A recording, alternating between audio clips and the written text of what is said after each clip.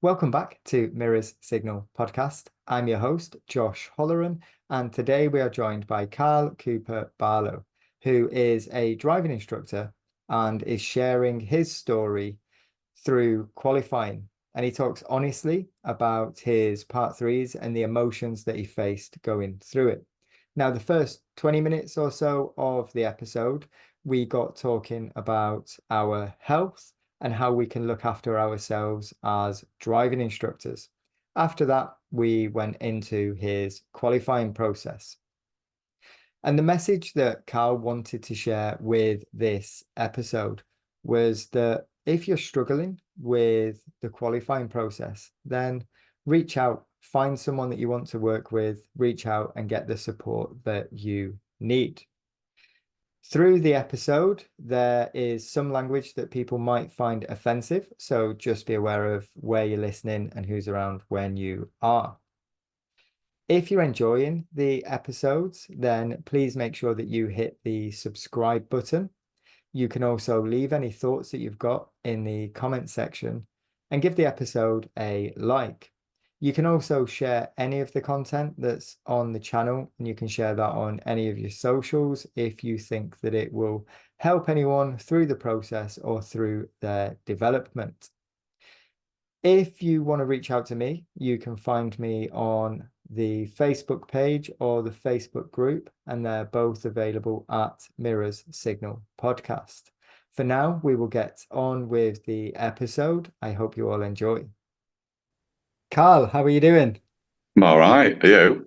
I'm good. Thank you very much. Thank you for joining me. You're welcome. So, how's your day been?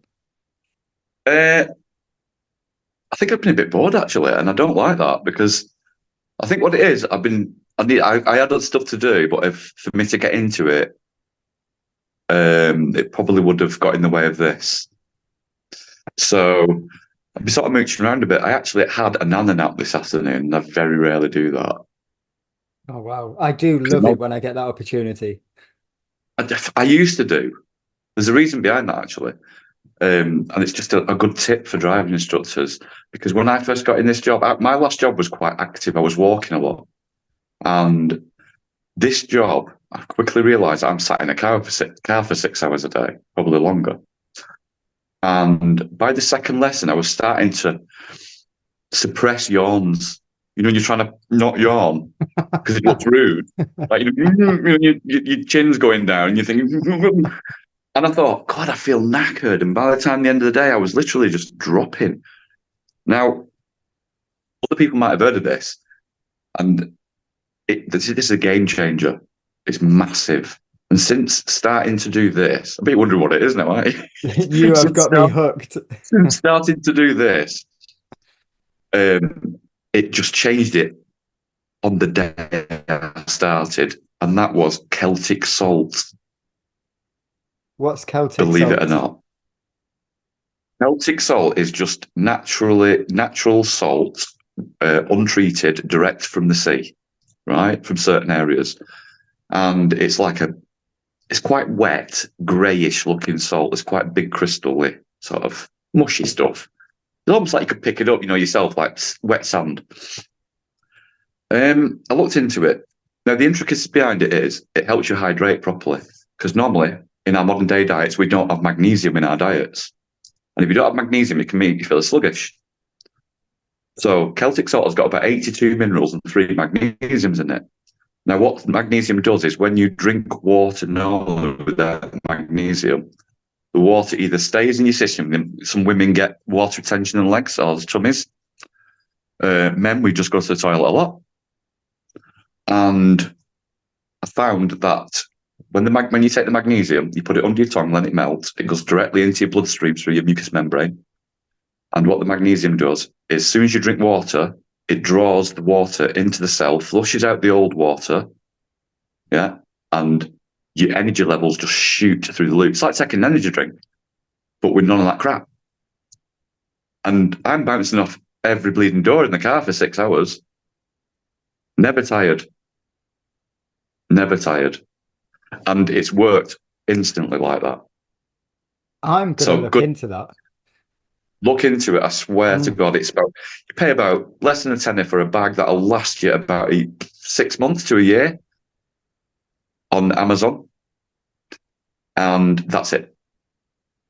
Because I That's was taking, is it magnesium that helps you sleep as well? What's the yes. supplement? Well, Is it magnesium? you've got several different kinds of magnesium, which I'm not going to go into right now because I'll probably fluff it. But Celtic salt is the because what it is, you've got a bi-membrane in your cells. In every cell in your body, you've got two membranes, and inside the second, I think it's inside the first layer, you've got something like an electron that spins when the water's drawn into the cell. And when that electron spins, it creates 1 unit of energy. And if you've not got magnesium, the water doesn't draw into the cell quick enough to spin it, so we feel sluggish. With magnesium, it brings it straight in quickly, flushes the old water out, replaces with new water, and this thing spins 1 unit of energy per cell. So if you're hydrating properly and taking in 1.5 to 2 liters of water a day on top of magnesium, you are going to be up here. It's great. I'm gonna have to get me some of that. I am feeling at the minute when you said about struggling through lessons.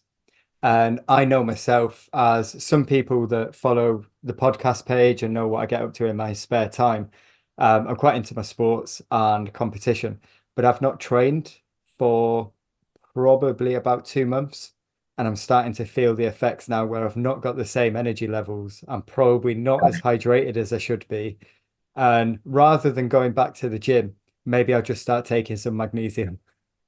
Try it. Honestly, I swear to God, never been a sporty person. I was quite active on my last job because I did quite a lot of walking, maybe up to 30 miles a week, with one of my clients to sort of, what's the word? Rehabilitate him into the community from being quite a large person to being quite slim. Um, and I was getting a lot of my exercise there and I was naturally tired at night. The good thing about the magnesium is that because you're on the high all day with it, um, that by the time it comes to the evening, you're naturally tired and sleep very well. So when you sleep, you don't keep waking up and all that crap because you've naturally had a lot of energy during the day. And if you've got energy, you find ways to expend it, don't you? You just find ways to get rid of it. And that's what I do. Mainly the jaw going most of the time.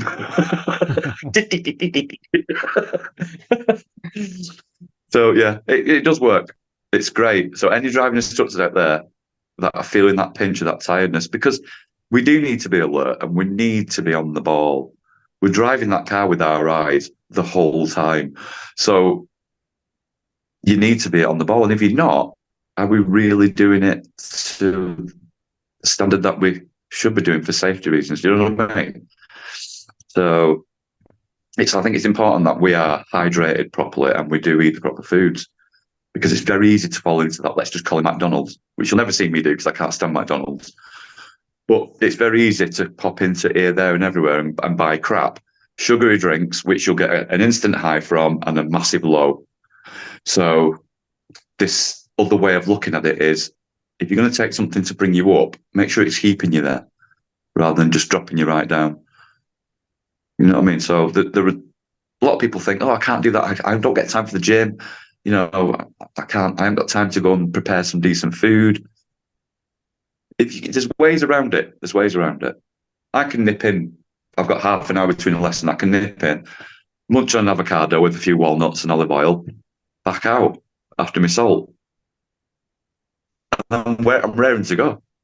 So it can work for you as long as you like avocados. I don't mind them as long as they're seasoned well.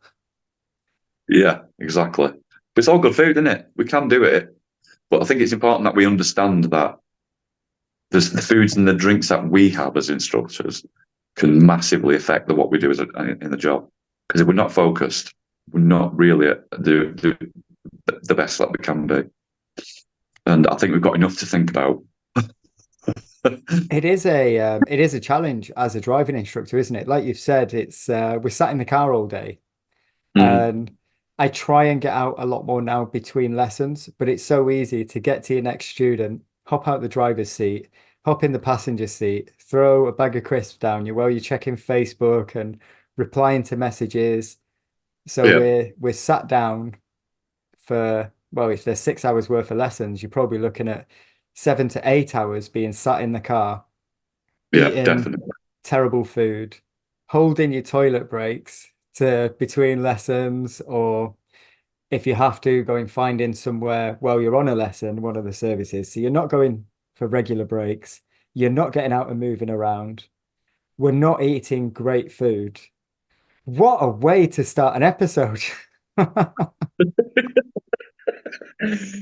think I was thinking about it the other day, and I thought I'm going to mention that on when I talked to Josh because I think it would help a lot of people because it can be knackering, and it's brain focus because if we're not hydrated, it's not just the tiredness. We're not actually giving our brains the oxygen and the hydration that it needs, and that's one small thing can make such a massive difference.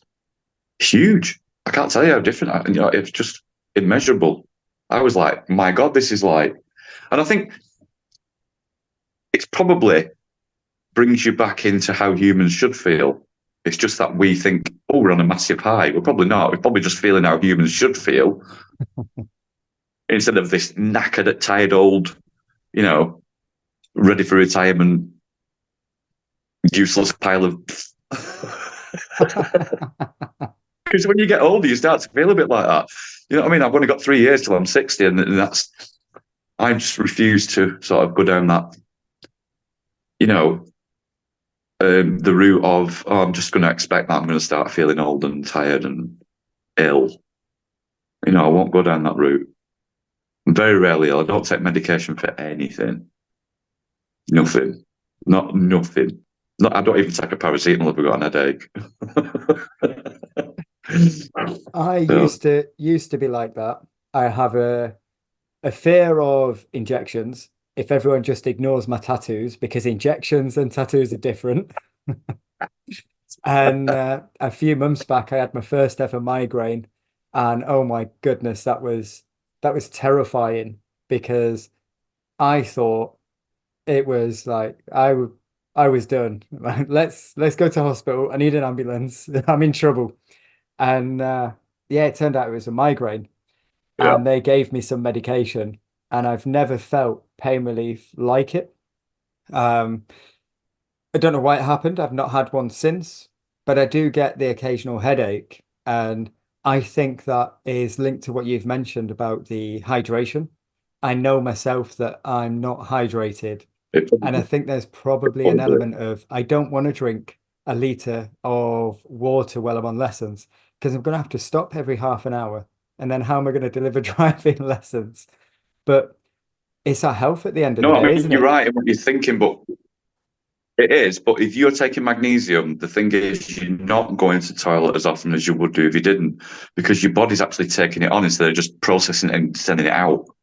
Do you know what I mean? Yep. Yeah, it's not been a problem to me, but I've never been a very regular toilet person, anyway, if you know what I mean, without going into too much detail. It's not like I'm not one of them people who has to pee a lot. Do you know what I mean? Um, but it's definitely made a difference. Yeah. So I think that's it's definitely worth looking into for anybody. It's certainly Yeah. something that's got me intrigued. I have Yeah. let a lot of things slide over the last couple of months just with so much going on. And like you said, we can say that we've not got time. Oh, I can't do this. I probably have. I just need to make time. I need to reevaluate what I'm looking at and what I'm doing and prioritize my health because it's going to take Do its it toll. now. Yeah. Mm. Yes. Do it now. Do it now while you're still young. That's it. That's the plan. I'm gonna get some magnesium and I'm gonna start drinking more water. So water, a great way to kick off the episode. Something that I absolutely was not expecting. But there you go for everyone listening and watching. Figure out the Celtic salts and let us know in the comments how you get on with it and how you're feeling after it because it's fascinating. I like things like that, like the information of what's happening at the cellular level and how our bodies absorbing different nutrients. Because it is when I have a bad diet, I know I don't feel as good when I have a healthy diet. Normally Absolutely. when I'm in a training camp and I'm eating properly and I'm training properly, I feel so sharp. And then when I'm not training, I'm not eating healthy, I'm not hydrated, and I'm like, "Ah, I just need an afternoon nap." But I've got driving lessons, I've got children to look after, I've got phone calls to make. And it's like I didn't have my nap. And I probably didn't It's need it. I huge. just needed a better It is diet. huge. It's like I know that I can't eat. Like I might pop in and go, "Oh, I fancy cheese on toast, just a quick snack." If I eat cheese or melted cheese specifically in the day, it drops me like a ton of bricks. So I know the foods to avoid during the day that will just have a diverse effect. What we need to understand is if you look at, say, alcohol, for instance, it makes you feel a certain way. Every single thing that you put in your body, food or drink, has an effect. Some of it's minimal, trace, but it also has an effect. Broccoli has an effect. Anything you eat has an effect on the way you feel. And certain foods will, you know your body, how it makes you feel. If you sit and analyze how you feel after every single bit of food that you eat, you'll start to recognize the ones that you should be avoiding at certain times. And that's what I do. So if I'm having bread during the day, I make sure it's ancient grain and it's not or sourdough, because normal bread will just make me feel hideous and bloated and disinterested in everything. So honestly, so I have to avoid all those foods during the day. So I'll try and eat clean food during the day, and then I'll come home and face plant a cheesecake.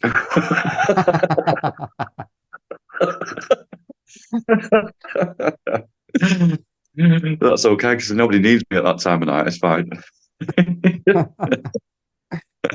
It's interesting, isn't it? Like you mentioned about McDonald's, I will very rarely eat McDonald's for that same thing. I feel bloated for about an hour, 2 hours, and then I feel hungry again. And I'm like, well, that Yeah. was a waste of a meal because I need more food now.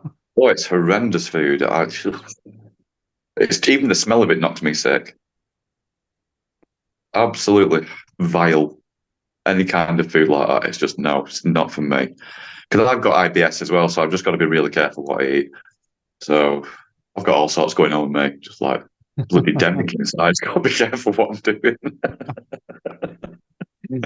What I'm going to do, I'm going to put a disclaimer in now. At some point, we will talk about something that's driving instructor related No, we're other going to than go there, toilet aren't we? breaks and McDonald's. Brilliant. But Oh this God. stuff does fascinate me because I come from a really active job and a a really active hobby, and I'm not as active now because either time or the job or whatever it is, whatever excuse I want to put out there. And you're just reminding me now that diet is so important It and is. getting out and moving around and not just sitting in the car all day. And it kind of creeps up on you, that kind of stuff as well, doesn't it? It's you don't spend a day in a car and you're struggling. It just creeps up over weeks, months, and then Absolutely. you're like, I'm struggling to chase my kids around the park. I need to get back to the gym. That's it, isn't it? But it is. I mean, aside from like it is about a driving instructors podcast. But these things really do make a difference, and I think that maybe because it's not been covered in a lot in other podcasts as much as I'd like it to be, is looking at how what we do makes us feel like it's not just about the clients because we have to be 100%, not 100%. Then how are we expecting 100% from them? So I think that those things do need covering. You know what I mean? It's like earlier today, I think it was just about a couple of hours ago. I was in the kitchen and James just turned around to me and go, "What the fuck are you doing?" Sorry for the swearing. That's it. I was just flinging my legs for about in the kitchen like John Cleese. And he was like, "What are you doing?" I was like, I've not done anything all day. My body's like just trying to do something. So yeah, we're not as active. We're not active. Our eyes and brains are very active, but the rest of our bodies are sort of sat there waiting to do something. So I think that, if getting out of the car sometimes and just doing a couple of star jumps somewhere, it might look strange, but do you know what I mean? Gets the blood flowing, doesn't it? Waiting outside someone's house for the client to come out, and you stood there having star jumps with somebody curtain switching.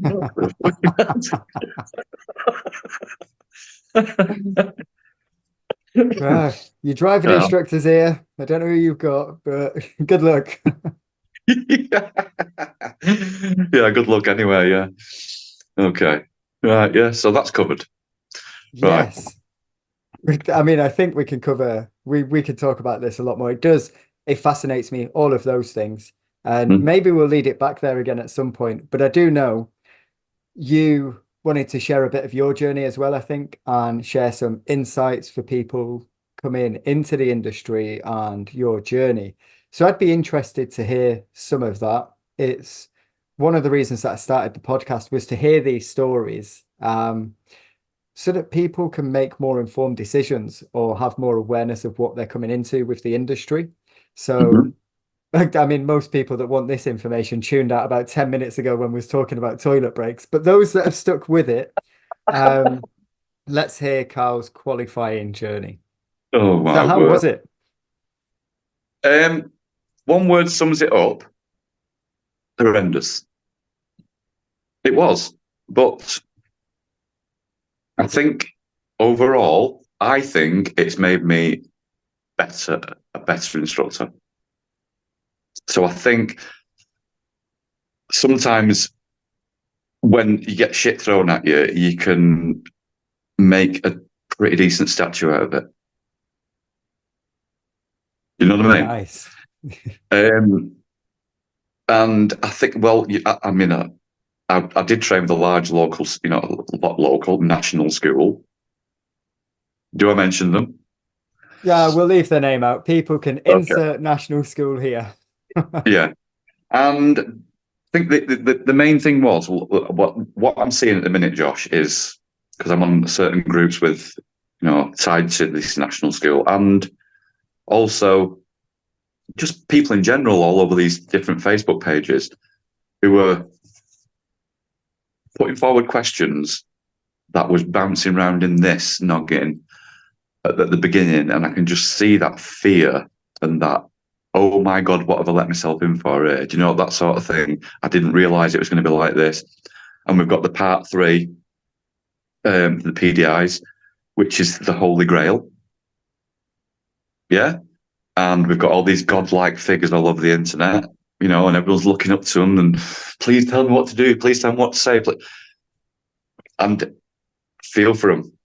I really do. And that's one of the main reasons that led me to wanting to train to become an instructor trainer, because the level of support that you get in outside people like yourselves and Terry and Mick and Lee Sparry and Bob Morton and Chris Benstead and all them people that are doing absolutely amazing jobs. Outside that, there's PDIs that don't know anything about all this. It took me a while to latch onto it. Nobody told me where it was. I just had to go out there and find it. And I think the message for me would be, look, don't get sucked in to all that. Find somebody that you resonate with that's got a good resume, like let's just say Leah Mick. Do you know what I mean? Award winning, CPD providers. Find somebody that you resonate with, stick with them, yeah, and just keep at it. Just keep at it. Start soaking in that information, because at the end of the day, these large schools, my training, I had absolutely no idea that I wasn't being trained correctly. I didn't have any examples, nothing to pit it against. So when I started my training, I got bored. I was like, is this it? Do you know what I mean? I just have the feeling that I'm just going to be put through this. Yeah, I'm spending time with somebody in a car, and then I'm just going to be let loose and find my own way through this. That was my thoughts on it. I had no idea what the rest of it entailed. So I passed my part one, first attempt with a very high score.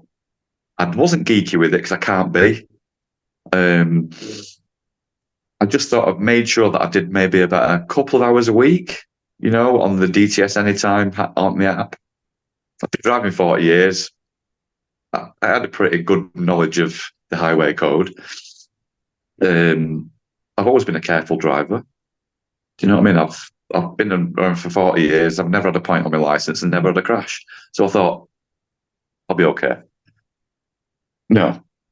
So I went for my training, and I think the first part two training, I remember going for a drive with my trainer and him saying to me, I'm just going to let you drive around for an hour and see what happens. All right. He gave me directions. That was it. I pulled up and I just said, he said, how do you think you did? I went, well, you did all right. Yeah, just driving. He went, yeah. Give me a list like this long of all the things that I needed to sort out, with my driving. So I was like, what the fuck? I thought I was getting by, but you know what I mean? And I worked really hard at that. I worked very hard at it. So when it comes to part two, the test itself, I had to go, like a bit similar to your story. I had to go. There was nowhere to go. I had to go to a place called Northwich, which has probably been about an hour from where I live. Never been. I didn't even know it existed. Never even heard of the place. And I thought, how am I going to do this? So actually, I'm going to revert a little bit. The first one was in Cheetham Hill, and I don't even know that area neither. That's near me. It's about half an hour away from me, but I don't know the area. It was absolutely pissing it down. It was gale force winds. It was during the time where they were still wearing masks and gloves. The trainer said she's quite a lovely lady. She got in and she was wiping everything in my car, which put me on edge straight away because I'm just completely against it all. Do you know what I mean? Oh, get a grip and get these things off your bloody face. You know what I mean? That's just my take on it. She was wiping even the door, where the door, the runner board on the door, when you open the door, even she would wipe that. And I just thought, Anyway, on that test, my brain decided that day that something I've been doing as a driver for years and never not done, I decided I was going to do it that day, which was not look over my shoulder while pulling away from the curb. 5 times.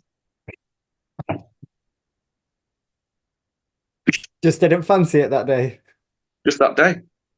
I did speak to my trainer about it, and he said, your brain sometimes under pressure will just decide it's just going to have it's going to shave something off that thing that, and just go, we're not doing that today. I got 2 minors and obviously a series for each one of those. So obviously I was gutted. I came away. My second attempt was Northwich, which is an area I've never even knew existed. I took that test and went. When I was doing the parallel park, there was a dropped curb, and my back wheel went over it by, I would say, less than an inch. But my back wheel went on the drop curb. The guy was gutted because I got 2 minors again, and I got the serious for going on the curb. He went, I really can't pass you for that, and I went, oh my god, I went. And then my ass started to go because I was like, I've only got one more attempt. I've got to do it. Do you know what I mean? This has to happen because by that time I'd already made my mind up. I was leaving the other job. Yeah. I'd already put my notice in. And I'm like, because I had to go anyway because of the things that had happened during COVID. And I started to realize that this was a lot bigger than I expected. So when it comes to the third attempt, it was Northwich again. So I'd only ever drove around there once, and that was on the last test. So I thought, well, this is it. It's make or break. I passed it, came away with 2 minors. just my thing, 2 minors. So literally,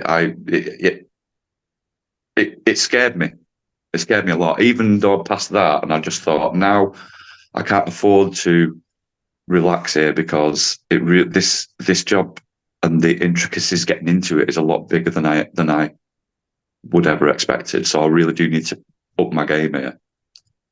But my training I didn't know that I wasn't being trained correctly. But my part 3 training was just, the guy that trained me, I have no bad words to say about him. Such a lovely guy. Lovely guy. We got on so well. I actually requested him for that training because I'd done him part 2 training. But I didn't know. And you don't know what you don't know, do you? Yep. So when it come to my first attempt at the part 3, I was just literally, and I didn't know until afterwards, I was just over instructing. I was, because I'd done a lot of research on what we know, questions and what we should be asking, blah, blah, blah. And literally the whole time, this jaw was going, just not related to the goal, nothing, just going for it. The instructor, the examiner was a really lovely lady. She gave me proper feedback and I took it on the nose. I thought, you know what I mean? Right, okay, I'll sort of go away with that information. You're over instructing. At one point, she just said, should you be very good at letting us know what you do know? She said, but, you was talking a lot. I said, can I just ask you, are you telling me to just shut the fuck up when I don't need it? And she was like, that's exactly what I'm saying. So, right. She went, just go and get some more training. So I was thinking, what, more training? How do I ask? You know what I mean? Because in between your fails, you're then obliged to go and get 5 hours, CPD, or extra, training and present that at your next test. So having contacted my trainer when I got back, I was really upset. I was like, beside myself thinking, this is definitely not going the way that I planned. What the fuck do I do about it? I didn't get a great response. I got one word back from my trainer and it was just bummer, like he wasn't bothered. Now, the support just wasn't there. So I left it 3 days and I thought, I'll give him time to come back at me and reassure me, work out what we're going to do next to make this better. There was nothing at all. So I went straight to head office and I said, look, this is what's happened. I'm not happy. I hope you're not expecting me to pay for another 5 hours training because I'm not. I was very bullshit about it. And they said, give us a couple of days, we'll check your training records, which they did. And they said, we do agree that you've not been trained correctly. We're offering you another 20 hours training, but you'll have to come up to Ripon for 3 days. I shouldn't have said that because they'll know where I'm going now. So, yeah, which was really, really interesting because I stayed in a hotel in Harrogate, did the 3 days training. The guy that took me out, he was absolutely fantastic. And he made me absolutely knackered. I was beyond pushed. Do you know what I mean? And he was very surprised at what I didn't know. He was I did a bit of classroom with him, half and half on the road and in the class, just me and him, 1-to-1. He was reeling off all this stuff that we should have done. And I was like, no, I'm got a clue. He's like, you know what I mean? We've got a lot of work to do here. So, right, okay. So I was so knackered because it was intensive over 3 days, which was 6 weeks away from my first part 3, from my second part 3. Yeah? It's too soon. It's just too soon to make that organic. I knew exactly what I needed to do, sort of how to, put it together on the day or even on the lesson leading up to that test. This is where the horror really began. It was just awful. So the lady that I chose, she was great. She was in her 50s. She'd only ever wanted to take her grandkids out. So when I took her on, it was just one of them things like, come on, let's get this done. It's a dream of yours, you know what I mean? It's a goal. Let's do it. She was training with me for quite a bit. And at the start, at the start of the lesson on that day, it really was not set up in any way. It was a case of she wanted to learn how to do right turns at roundabouts. She could do left turns and straight on, the full MSPSL, everything going in there. I hate MSPSL, by the way. I'm just saying it so that people understand what I'm going on about. So she had all the full routine in. She was doing it safely. But the thought of moving over to the right and coming up close and personal to the centre of the roundabout to take a right turn, it just completely threw the whole thing out the window. She just got everything. She didn't look in the mirrors. She didn't signal. She didn't position.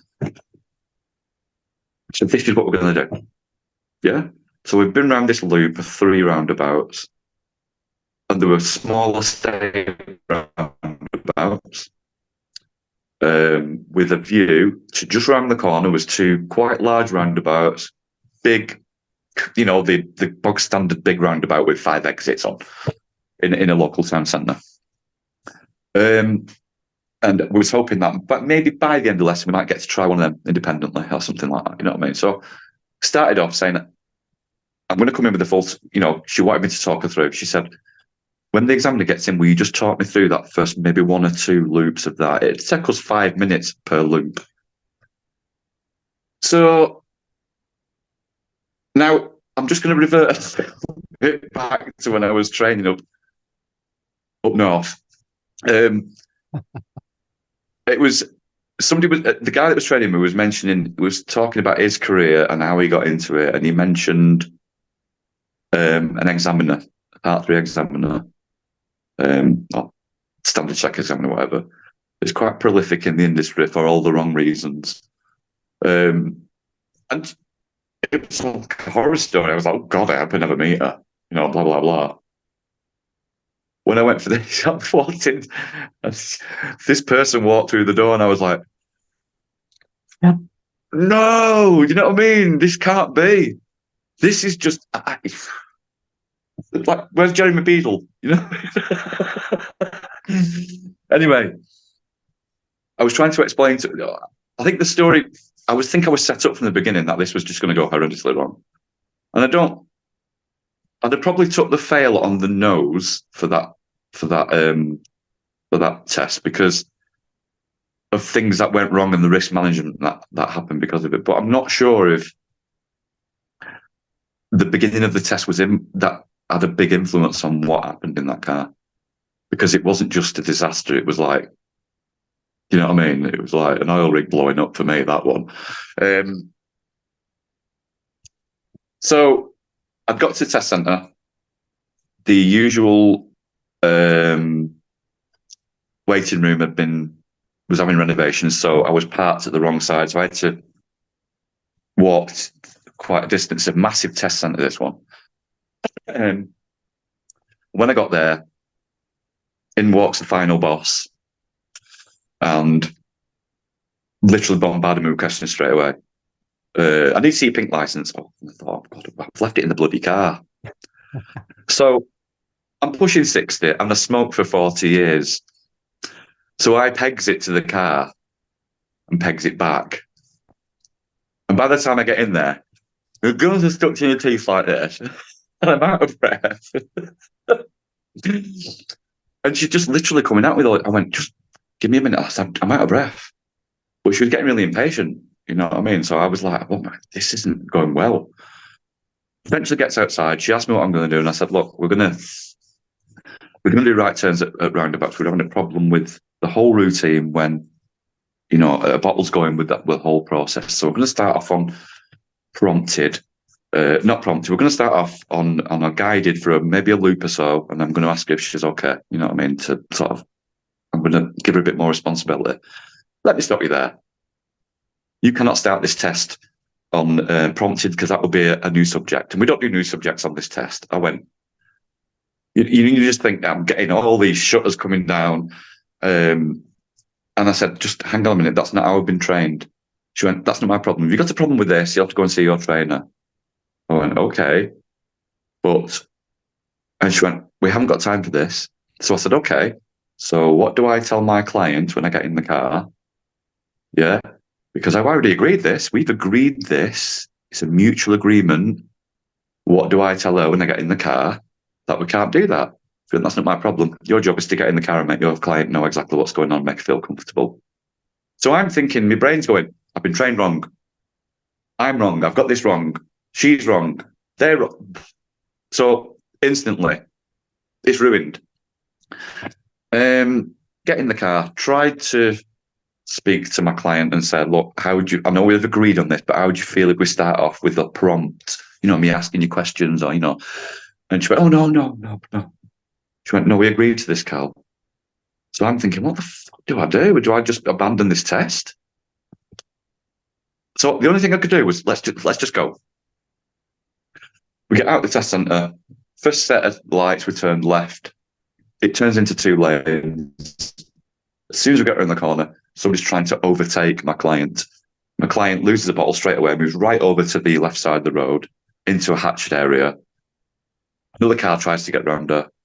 We're turning right in about 50 metres. Oh. Eventually gets her to turn right, pulls up, goes through all the spiel about, the dangers of allowing people to, and all that stuff. I can't remember the exact conversation. We manage one loop and we come back towards the traffic lights. Now, these traffic lights it would be a right turn to get back on the loop, and you've got the priority arrow, yeah? To turn right. We've done that loop 3 times before the actual test. She knew about these lights. She's fine with turning right at lights. No. So just like somebody had just pressed a button as we approached, the priority light went off. And I did not feel that car slowing down. So I guided Tracy to look at the light again. Yeah. It's too late. So in comes me with the jewels. I had to because the car was coming at us. Oh, dearie me. Now, I had seen it. Probably the biggest lorry ever on UK roads was behind us. So you could see the cab sort of, bouncing down as he slammed on his brakes. This examiner sat in the back with her head spinning like her off the Exorcist. And my client just freezes up. She's got 1 foot on the brake, 1 foot on the clutch. And she wouldn't let go. So I'm trying to get her to say, give me the controls, Tracy. You get the steering wheel. Let's get out of this situation. Take your foot off the brake and the clutch and let me get us out of here. By which time the traffic's coming in from the other side. So we're blocking the junction. So eventually, and it must have took her, I'd say, a good 30 seconds to give me them. She just couldn't lock it. She couldn't take her feet off. She thought when she brought the clutch out, it was going to push her further out. And I couldn't, no matter what I said, it was just not good enough. Eventually, gets her up a side road. It was just basically me going through that whole thing and saying, look, this test's over. Are you okay to drive us back? I shouldn't have done that. And I said, I can take over. As far as I'm concerned, we're not going any further with this. It's just a disaster. So she calmed down. She went, no, I'm all right. I'm all right. Okay. So he turns the car around, comes back to the lights to do a right turn back to the test centre, and she stops on top of a pedestrian crossing.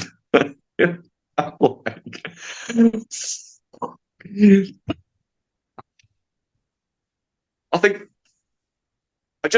by then it was just like, right, I know this is going nowhere. Do you know what I mean? It's a complete meltdown fail. So gets back to the test centre, and the examiner leaned forward and spoke to my client and said, thanking her for coming that day. Not a lot of people like doing it. Some people pretend to be ill just so they don't have to do it.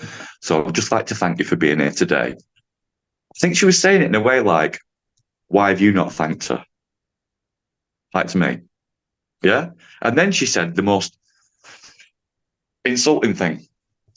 And she said, I don't want you to think any mistakes you've made today are your fault, more likely your level of instruction. So I had to turn my face and look out my window here because I thought, I'm not gonna be nice here. Do you know what I mean? She, I'm not gonna be nice. She's not nice. I can be a lot worse than you, so don't even push me. And then she got out of the car and I got out with her. She went through the 17 competencies with me, explaining everything that had happened, but I wasn't listening.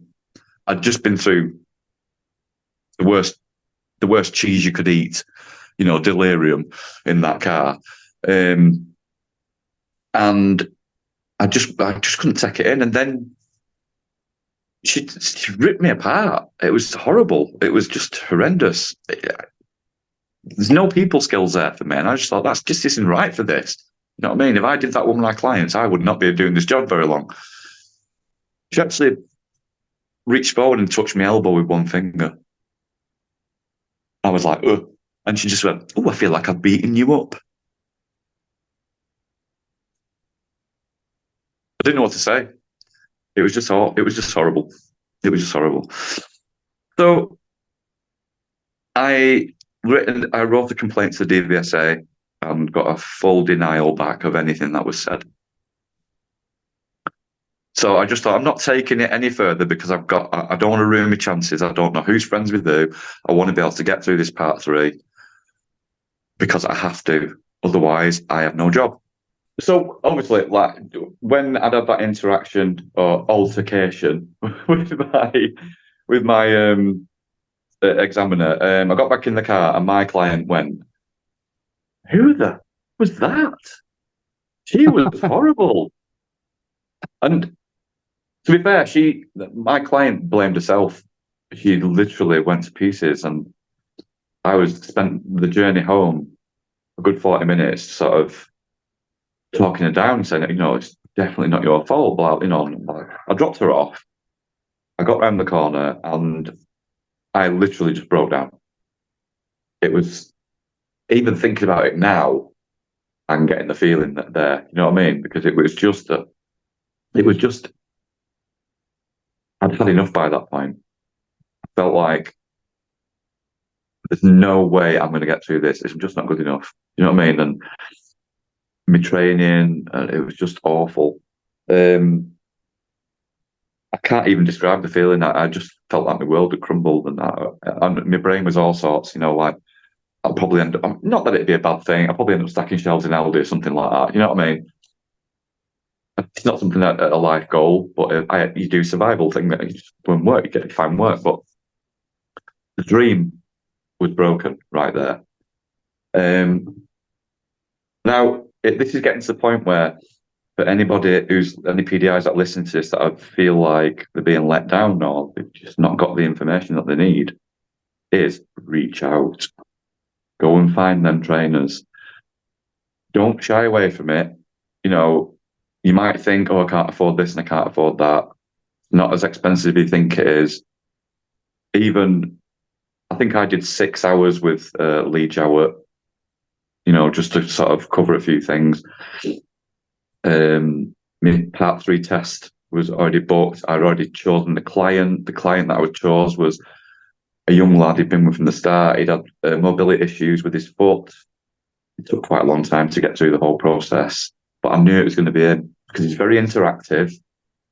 He wasn't afraid to open his mouth.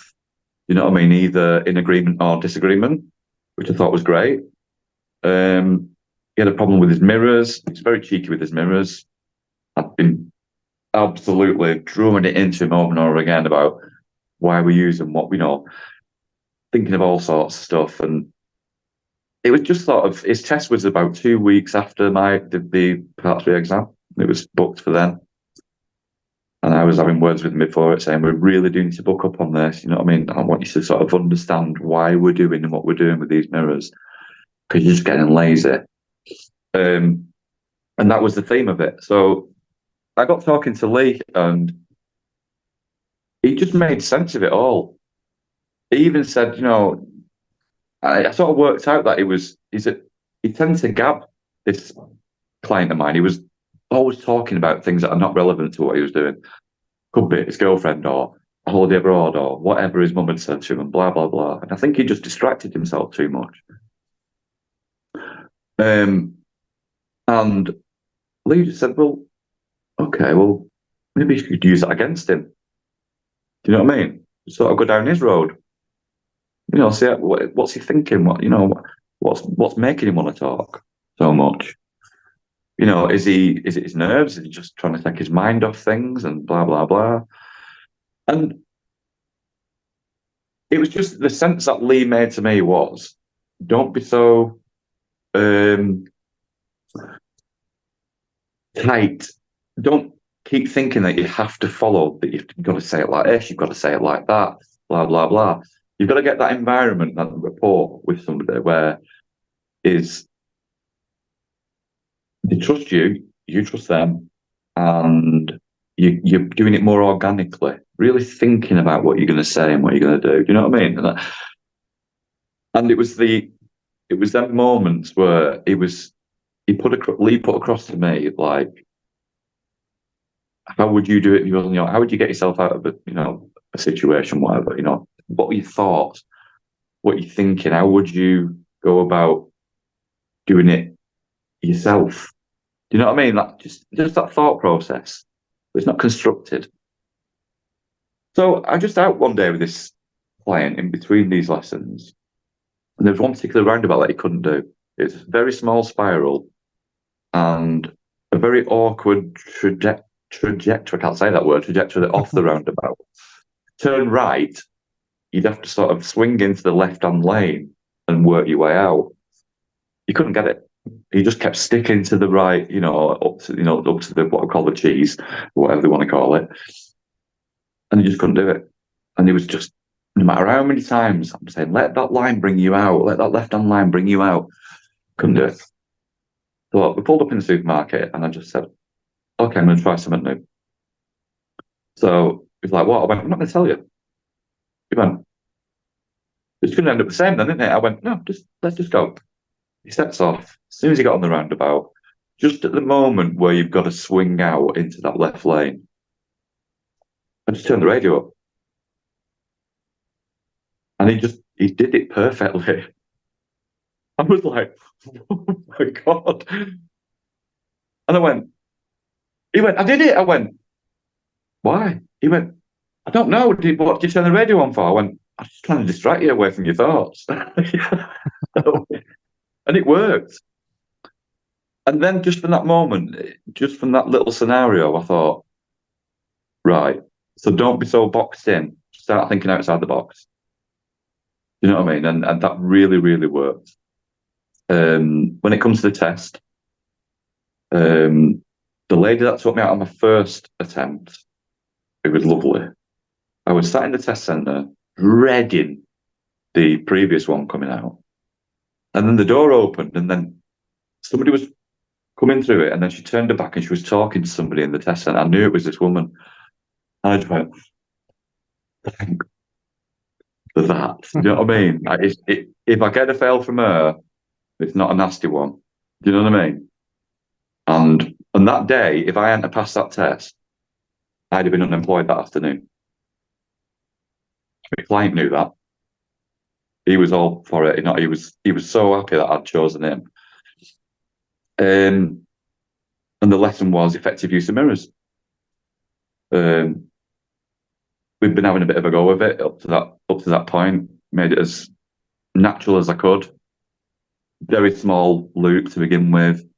We just sat getting the juices flowing for the mirrors. Do you know what I mean? And then I said, right, let's make it busy. We got right now into the town centre in Stockport, around the Portwood roundabout and all that, everything. It went great.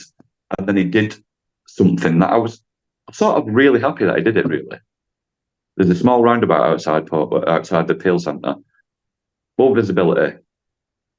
He's coming towards it, and I'm thinking, he's not slowing down. That car's got its indicator on to turn right. He's not going to stop. So the only thing that came out of my mouth at that point was, Gabe, to get him to look. He looked, it's too late. I come in with the jewels. I thought, perfect. Perfect. Do you know what I mean? So next, I said, right, next set of lights, turned left, went up the road, pulled up at the side of the road, went through the whole thing, you know, all the stuff that you need to be saying, like, what went wrong there, what were you thinking? And his answer was, there's never anybody there on that roundabout. Hmm. So we Always the way. went through that scenario, the risks of being too familiar. And I set off and I said, look, we're going to keep on with the mirrors. Yeah, let you keep that up. So I'm going to be asking you some questions on that, but we're going to go back to that roundabout and beyond to another roundabout. Are you okay with that? Right. So we set off. He did that roundabout lovely. Went up to a larger roundabout. He did that lovely. I lost some points because when we was on our way back to the test centre, I had the route in my head. I said, right, okay, take next left. It was the wrong left. We ended up in a little service road into the car park behind German Donny Kebab, where all the lorries go to bring the stuff in, not a car park. So I just immediately went, oops. So I do apologise for that. The lad was from the area. He went, don't worry, I can just come round the back here and get out there. Oh, perfect, get out. That's the test centre. And I waited 20 minutes. 20 minutes. The longest 20 minutes I've ever had in my life.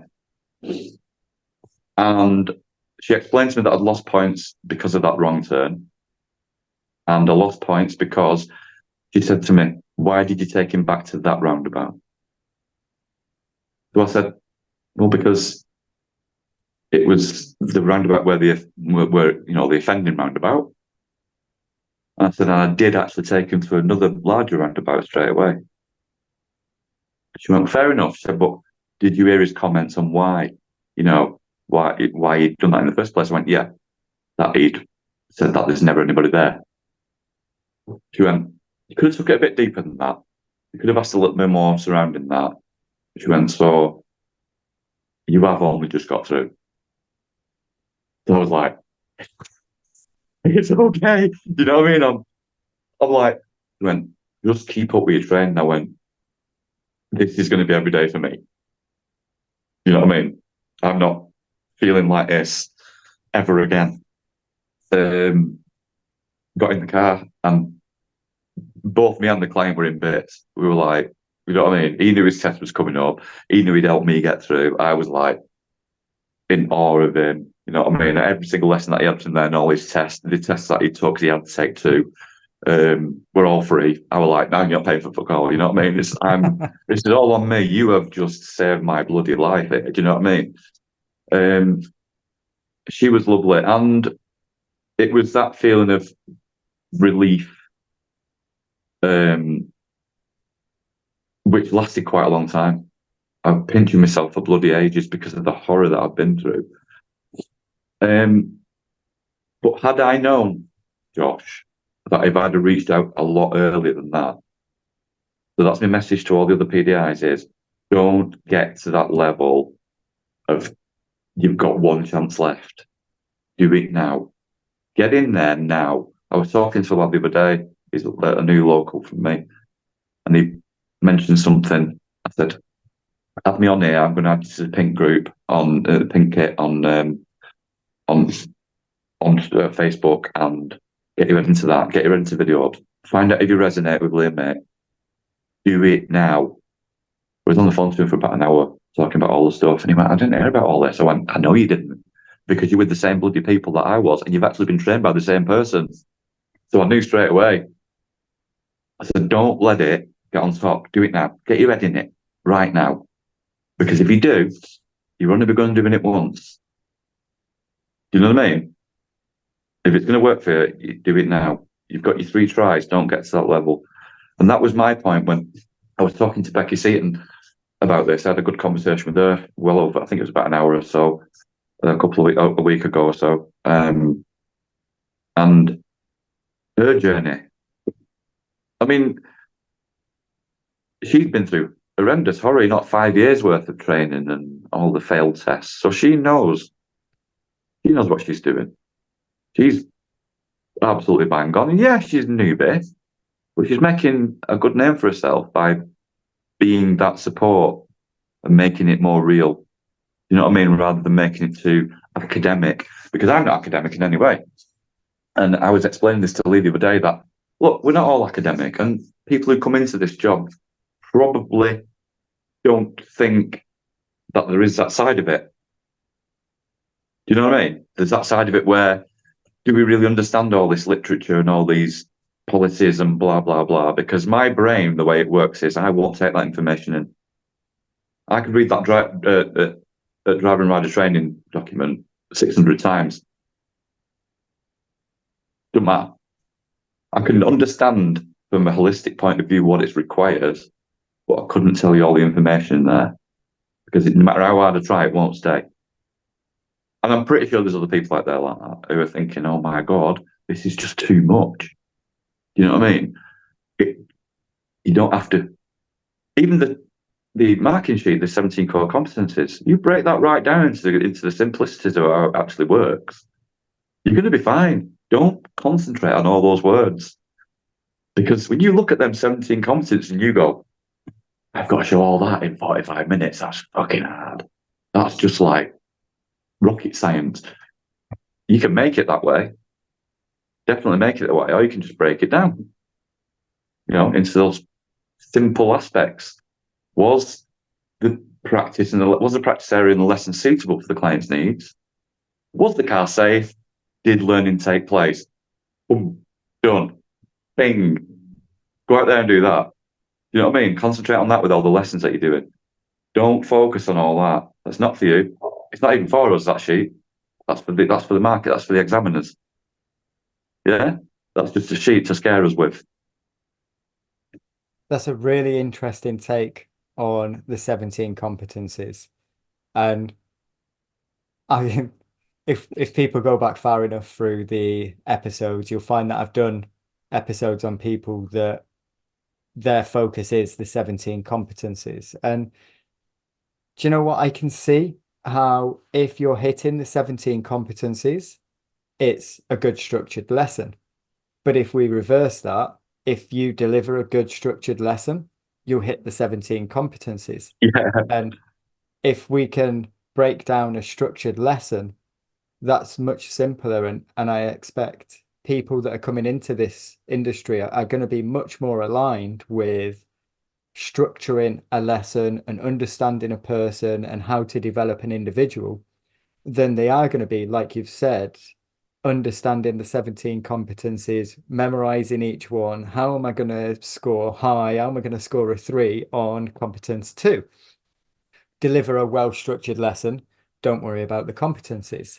And Yeah. I'm sure there are going to be people that disagree with that. And I think what you said earlier is really important. And I think it links to this as well about how you learn and find someone that you resonate with.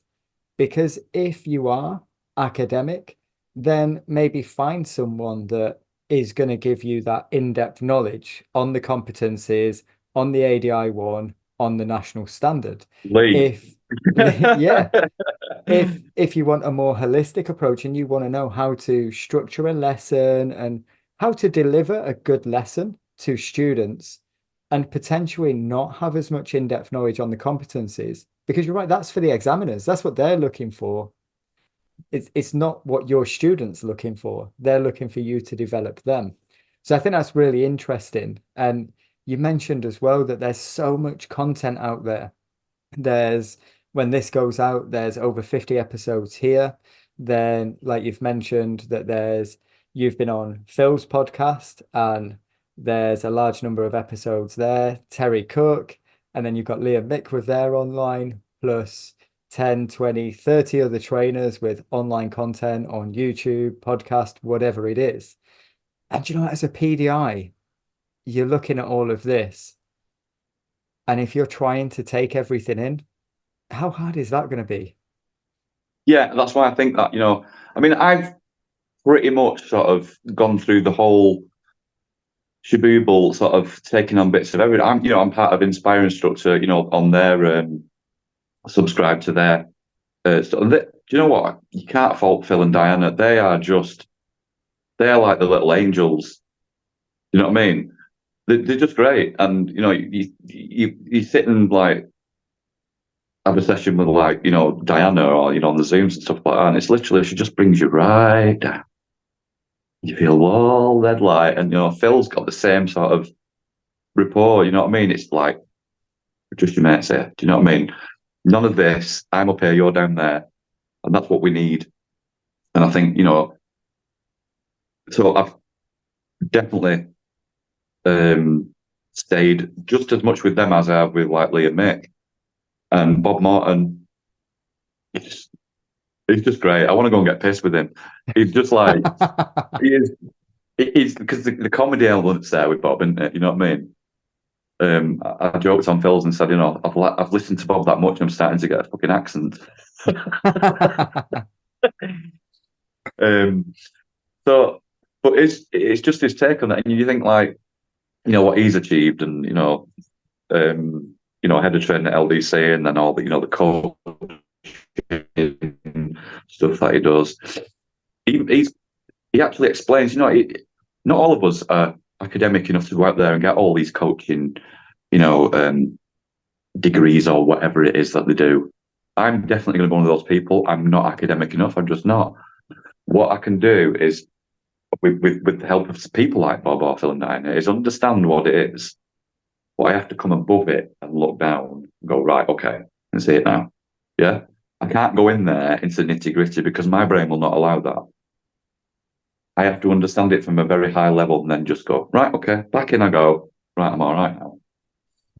And I think Bob's very good at that because he'll, as much as he's really pushed himself to get all, these qualifications to be able to put this across, he's actually telling us, stop overthinking it. It's actually quite simple. And this is the point, the PDIs out there. These people need to know this because of all this whirling sea of stuff that's going around everywhere.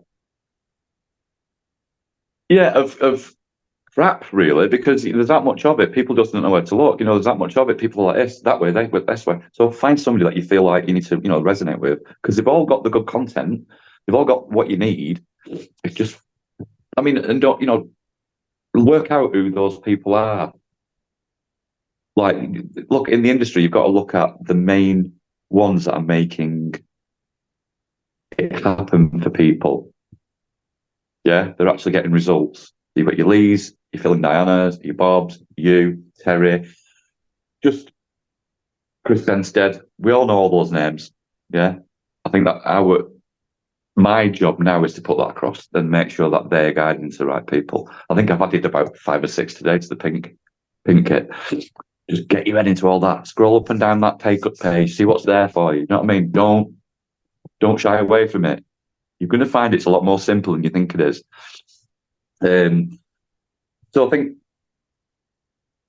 we need a change somewhere along the line of the training that's happening.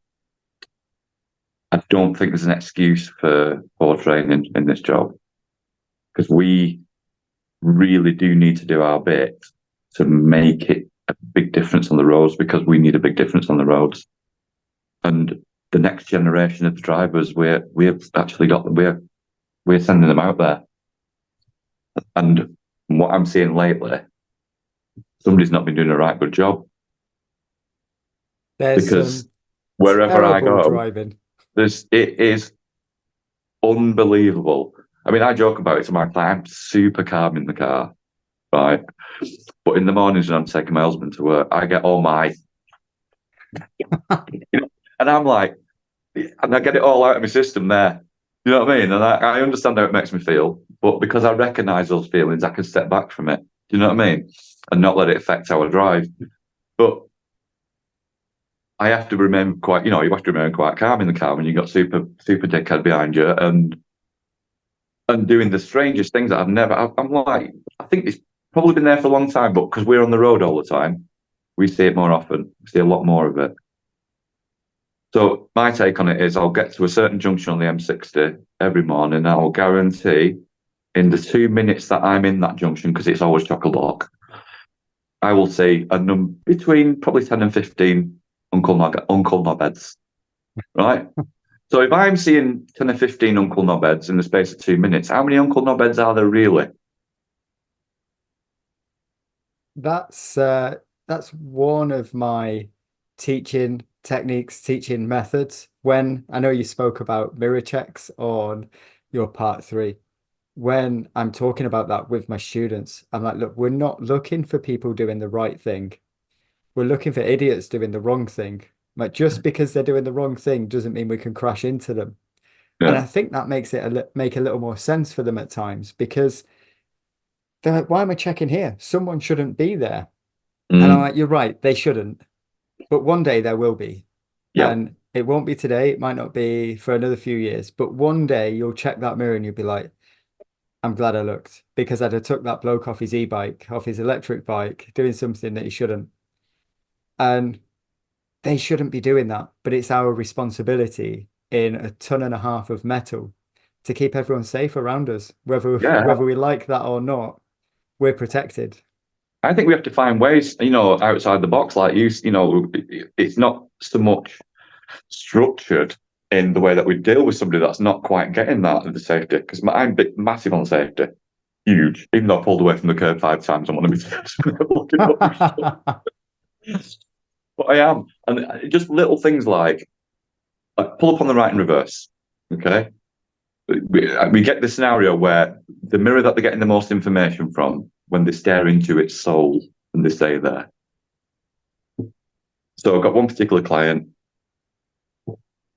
The whole technically the maneuver's perfect. Just kept focusing on that right wing mirror because it's giving them the curve view. So I was just watching them like that. And I said, don't forget, keep looking around. You know what I mean? Everywhere. You need to make sure it's safe. Everywhere. So where's your proof it's safe? Still did it. So they're still going backwards. And I just slammed the brake and went, oh my God. And they went, Michael, what? I went, nothing. I said, but they could have been, couldn't they? Where was you looking? He absolutely shit himself. And I went, imagine that was a real scenario and you just knocked a granny over with 6 shopping bags. Never did it again. You know what I mean? I was like, you need to be sure what you're doing. You're driving a missile, and that's sometimes just out of the box thinking, maybe unconventional. You know what I mean? Scaring the shit out of them. Just little things I like that, and it I worked. I done one a few weeks back. Not quite that extreme, but we was practicing the reverse bay park, and the student is a really competent driver, but likes to overcomplicate things. So I folded the wing mirrors in for the reverse park. I was like, we're gonna reverse park, but same again, just watching the wing mirror. And I found when they watch the wing mirror, it reverses everything and it confuses everything. And I was like, can we try something? She was like, yeah, because this is really getting frustrated now. I was like, push that button there. So my wing mirror is folded in. I was like, find your bay, get us in it. Obviously, a quiet car park. I'm looking around. And she got in. That's I'm like, how have you great. managed that? She was like, I don't know. I was like, was you looking where you was going? She was like, yep. I was like, was you looking around? Yep. And we're I'm in the nicking that bay. off you. I'm And nicking that no off you. mirrors. Yeah, Yeah. that's great. I mean, I've got one. I don't know if this will help other people, but this. I think it was Chris Spencer was going on about, and this is purely not sexist in any way. Why women tend to not understand reversing as well as men because of the I've mirrors. I've not heard this, but go on. I think if I'm getting this right, Chris, I'm sure he'll give me a right bashing if you get this wrong. But he was saying that because from a young age, girls are always in the mirror practicing makeup, and everything's reverse. Yeah. So when they come to doing this, the mirrors they treat it in reverse, so the wheel goes the wrong way. Yeah, and that was fascinating. I was like, wow. So I sort of sometimes have to bring that up.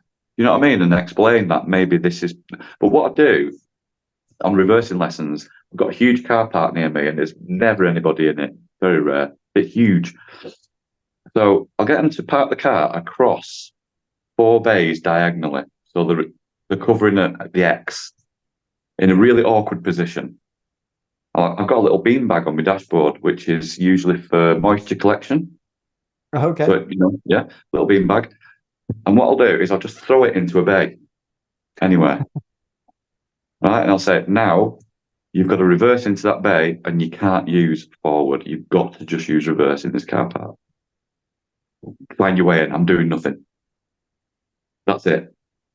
It's great because you can see them thinking and they're going, what if I do that? And then they say, well, what if I do?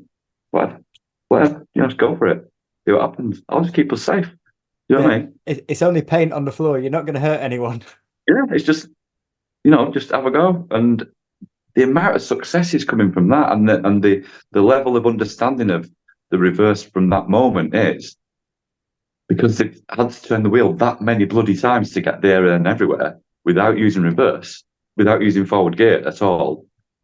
It's just unbelievable. I'm like, that really works. I'm Do you know what I mean? finding things like that so much more effective for my learners. Generally now, I don't teach maneuvers. I'll teach how to reverse. And by teach how to reverse, I'll do not much with that. Generally, it's go down a no through road. I'm like, I've taken the wrong turn. How'd you get me out of this? So Mm, we'll give a go, we'll discuss it, and I do the same. And they'll usually have done that a number of times before we think about doing the maneuvers. And yes. I found when they understand reversing, it takes longer to understand reversing, but then you don't really need to teach the parallel park or the pull up on the right and reverse or the bet. You don't really need to teach them because they know how to reverse. When you try and teach a reverse bay park without an understanding of reverse, it's so challenging. So I'm going to steal that idea. I need a beanbag. And I Well, like I've got it from Alfred's. It was just like a little moisture thing where you put on the dashboard, like when you get out to the car and you can't get that bloody stuff off the window. You just oh, soak like it. a squidgy thing No, it's just for like wiping your windows. Yep. a little beanbag, like like you used to have at school, them sort I of think I thing. know what you mean. Yeah, you wipe And your front window down with it. turns the dot on it turns pink when it's full up of water, so you only have to microwave it for 6 minutes, to get it back again. And it's just turned out to be one of the best tools I've ever actually invested in. So, because like you just said, I was teaching like the parallel park to how I was sort of looking online how to best to teach parallel parking, like 3-line method or whatever degree angle. I kept thinking, this is just too much information for them to take on board. It's like, if this slightly step outside that list of things that they have to do on that maneuver, then they just go and fuck the whole thing up. So it got in my head was like, okay, so what I'm going to do is I'm going to take them to this car park, do the beanbag trick, get them to understand what the car does when you do that with the wheel and all that sort of stuff, clutch control, and then I'll take them to the area where we can parallel park. I went, right, just do it. Go off what you've just done on that, in the car park, or what you did last week in the car park, and then just do it. And I'm like, all that explaining that I did, do you know what I mean? No need. Just piss about with the car and see what you can do with it. I mean, that's mainly what I'll do for clutch control at the beginning. Like, I'll just I explain what it does, which are the pedals, explain how the clutch works inside. If we do it too quickly, the plates will bend together, and that's what the stall is, and all that. So I explain all that, and I go, right, give it a go, see what happens. And if they set off all right, which you usually do because I've explained it, not told them what to do. All right, well, we're moving. Just try and get around that corner. What are you going to do? How are you going to get around that corner? That's it. And then work it from there. And I'm like, God, this is so much easier. And it's just, and not only that, what I found with the coaching side of it is that we're not waiting for test for that lovely feeling of the light bulb moment. You're getting them all the time. They'll go around the corner and it might be perfect. Never done it before. And they'll go, how did that go? Oh, that was ace. I did it. Bing on top of it, and me going, you know what I mean? You're getting all this, and that's the feedback from for us. It's like the moments where they're getting it right all on their own, and I just sit there with a big grin on my face, and that's the best part of it to me. This job, not the test. It's the learning process. You know what I mean? Because by the time they've done all that, yeah, and even though my pass rate is absolutely piss poor right now, I was talking to Lee about it yesterday, thinking, what's going on? Why are they all coming back with two seriouses? But it's just one of them things, isn't it? Law of averages. We can't really do much about that apart from be sure that they could do it. I think you might have frozen. Oh, you come back again. So yeah, my pass rate isn't the best in all honesty, but the way I feel with it is whether they pass or fail, in my opinion, I'm happy in the knowledge that when they go to test, if they pass, they're going to be safe because I feel that they've been developed in a way that they're going to be safe, they're going to make the right choices, they're aware of what they're doing and the impact on the road. And I've had some fails generally. It's very few minors or driver faults for people that want it put in correctly. But it's very few and then a serious. And I feel the serious is a lapse in concentration generally for a few seconds with driving test nerves. And there's probably a lot of other things. I am looking at myself as to what I can do to better Mm. prepare my students for the driving test. But I feel safe that when they go to test, they're going to go on to be safe drivers, whatever the outcome is.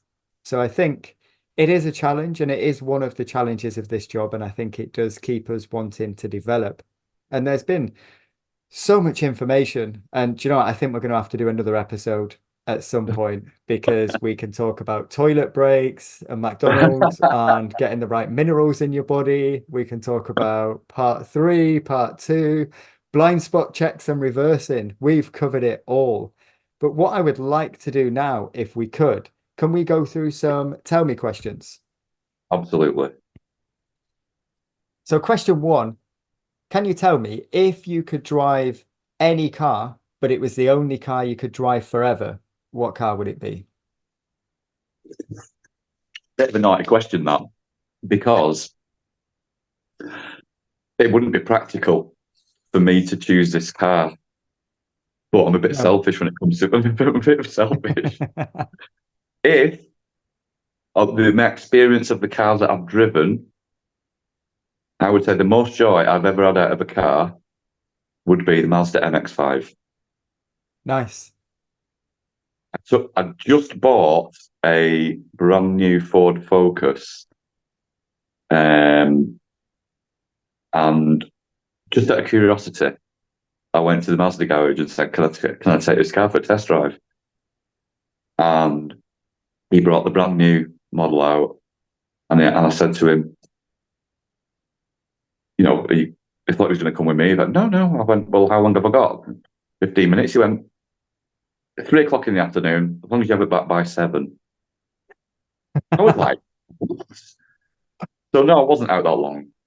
But I took it on every single road that I could sort of think of: motorway, dual carriageway, shitty back road, roads in Ashton with potholes bigger than probably my house could fall into them.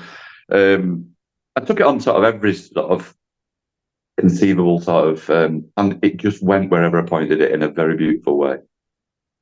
And I really, really want one. And I promised myself I'll have one eventually. And my Ford Focus, to be fair, if I had to choose a practical car, it would definitely be a Ford Focus because that car was absolutely immense to drive. You could go down the silly route with Porsches and Lamborghinis. Not interested. Mazda MX-5, Ford Focus, practicality. Nice. There Good you answer. We got two cars.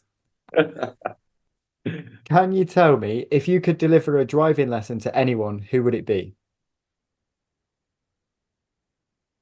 Would What if they're already a driver? Does it matter? Oh, you can just sit in the car with them for an hour then. Oh my God. Um,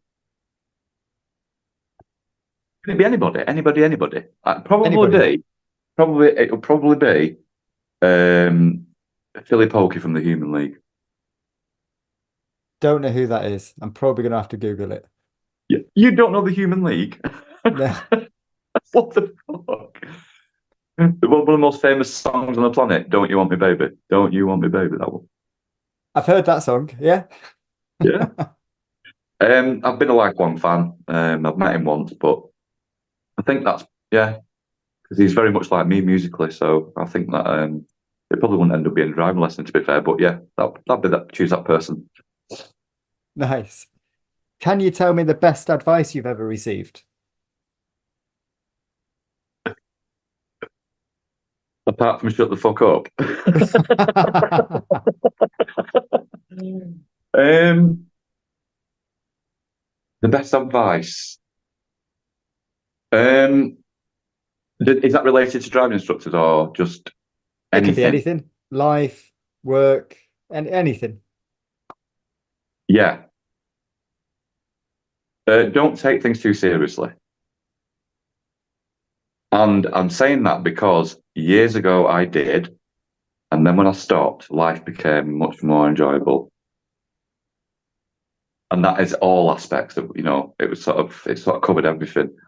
I really stepped out because a long time ago I was quite an angry, anxious person because things weren't going my way. And it was only until I stepped outside that being very serious about it and just relaxing and just accepting things without trying to control it is when things changed. So yeah, don't take things too seriously. Have Nice. fun A with it. great answer. Yeah. Well, good answer. The There's next a one, learning can you opportunity in all oh, shit. there is absolutely. I do like that. I try not to take things too serious. It's all going to work out one way or another, isn't it? Yeah, yeah, definitely. It is. I mean, it usually works out better when you just sort of step back from things and just go, you know what? It's not the end of the world if things don't work out. But when we get uptight and start putting a layer of stress on top of things not working out for you, then you've just got the same shit with a layer of stress on top. Why Yeah. does that doesn't make sense to me now anymore? It's like, okay, why am I adding to it if I don't like it? You know what I mean? It's like, would you walk through a bar fight to go for a pig? You know, you'd wait. You know what I mean? So it's just like step back, let them get on with it, and then go through. Just come out of it a little bit. Don't take life too seriously, and just think about the humor in everything because there's humor in everything. Well, maybe not Absolutely. everything, but yeah, Most things. most I'm the things. same. I am such a procrastinator. I put things off and I just kind of accept now that I'm going to do things last minute. That's me. That's me. I I do regret it, and then I'm like, I've got so much to do. But my thought is I'd stress about it. When I don't stress, I'm just like, it'll get done. It'll be there on time. I just might be up all night the day before. But yeah, not taking things too serious. I think that's great, especially when like people at the minute are trying to learn, trying to develop. I know a lot of my audience are coming into the industry. There's a lot of serious, but you've got to step back and just look at it as a whole and not Mm-hmm. get too frustrated on one thing. So yeah, a great bit of advice, I guess, for everywhere in every aspect of life. Mm, definitely, Nice. definitely. Yeah, it's helped me out definitely. Um, and I'm getting on now, so I needed something, and it probably definitely the best advice I've ever heard in my life, and I would always give that to everybody else. Just take note of it. Don't do what I did. Yeah, good Good stuff. answer. Next one, can you tell me your favorite book? Ooh. My favorite book that I've ever read was by Clive Barker. Clive Barker wrote The Candyman. That's not the Okay. book I want. Yeah, he wrote a book called The I think I've got this wrong. It might be Graham Masterton, The Great and Secret Show. I've not heard of that Um, one. it's it just had me gripped. It's really, really strange story, but it's two stories that sort of meld, and there's no way that you think how these interlinked, but this gradually come together in this. I'm like, what? That is amazing how they've done that. How this guy has manipulated words to sort of bring two stories together was just alchemy to me. It was like, well, how the fuck have they done that? And it's always stayed with me. So yeah, Great and Secret Show. Nice. Can you tell me one message that you would give to someone coming into the industry?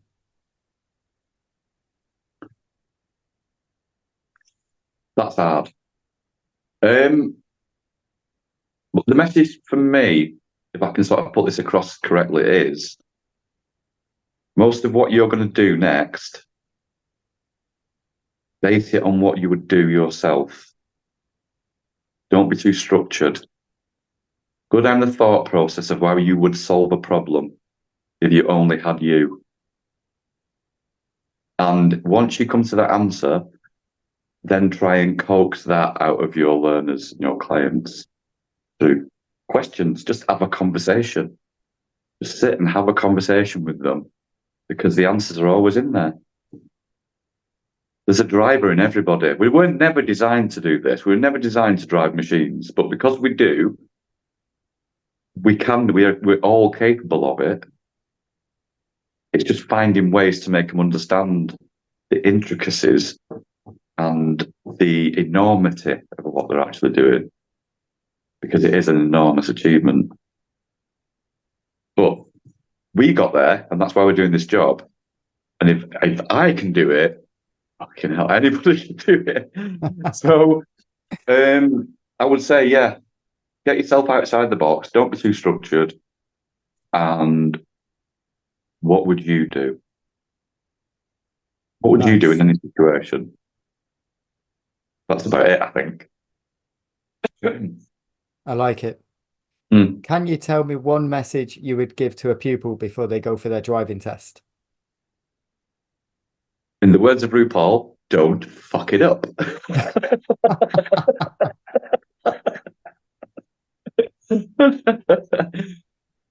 What I tend to do is before they go, I'm not getting any good pass rate at the minute, but what I'm trying to get them to understand is when they're taking the test, I'll say this to them: is look, just split your time up into little segments.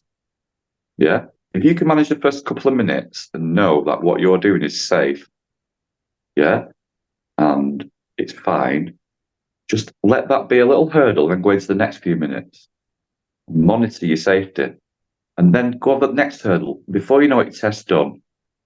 Yeah, like we break lessons down and sort of go, I don't do it structured. Let's do 10 minutes. I'll go, look, just drive for a bit, and I'm going to pull up and sort of go, see what's going well, see what we need to fix.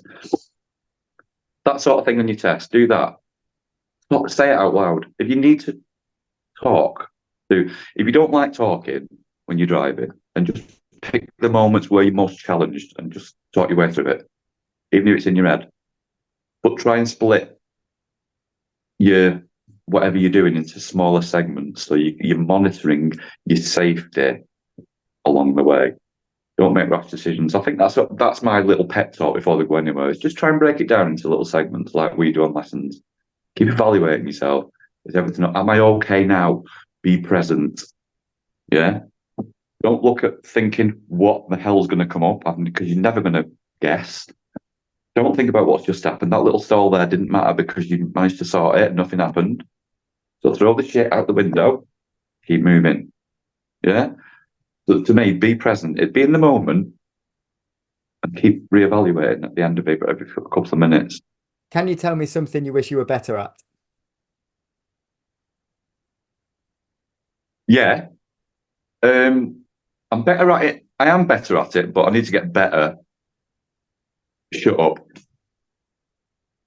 Because I'm sure you've gathered through this podcast that I've just got a 50-mile-an-hour gob. It never stops. So it has been hard for me to shut up in the car, but I am actually getting better at it. I'm getting a lot better at it. Usually, I think that I found when I was, up until a few months ago, I was actually getting in the way of that learning. I was distracting too much. And when I really started to break it down and analyze it, I thought, yeah, Carl, you do need to show up. So I started doing that a lot better. And it's hard. It's almost like I've got to put a clamp on my jaw because I just want to talk all the time. I think it's that salt. Well, that's one way to bring it back to the first 5 minutes. That was a while ago now. Yeah, quick reminder, But don't forget about that that. Yeah, that was the last one. The final right. one now. Well, say that was the last one and a final one. This isn't a tell me question so much now. This is where you can plug anything. So where people can maybe find you if you're happy to take questions, or where you think people should go if they are struggling. Listen, I'm more than happy to help any PDIs, especially like locally, if they want to come and sit in the car or they need just a little bit of help and advice. I'm not a trainer, but sometimes it just needs that person who's been through that process, just got to give you a little bit of a lift. Other than that, get on the podcasts. They're all free. Yeah. Find the person that you resonate with, a trainer that's prolific in the industry. Get your face in there. Get looking at what's really going on. Don't listen to all the crap out there because there's too much of it. It's too scary. You're scaring yourself. You're going to give yourself nightmares. Make it simple. Get in there. Get in touch with those prolifics. You've got your Phil and Diana, yourselves, the podcast with Terry, Excel podcast, Becky, Bob, Lee, Mick, Graham Hooper, I feel horrible because I just forgot the other name. You know what I mean? All these prolific industry guys and girls. There's just loads of them. Just find the one that you resonate with and just think, right, I can resonate with that person. That vibe suits me. Go there, stick with them, get your face in there and get some learning done. Now, don't leave it. Do it now. Don't leave it like me. A great message there to end the episode on. Carl, thank you so much for your time tonight. I've really enjoyed it. Yeah, brilliant. I've enjoyed it as well. It's been great. Yeah, it's been great having a good chat. Yeah, Lots of great content there. Thank you very much. you're welcome.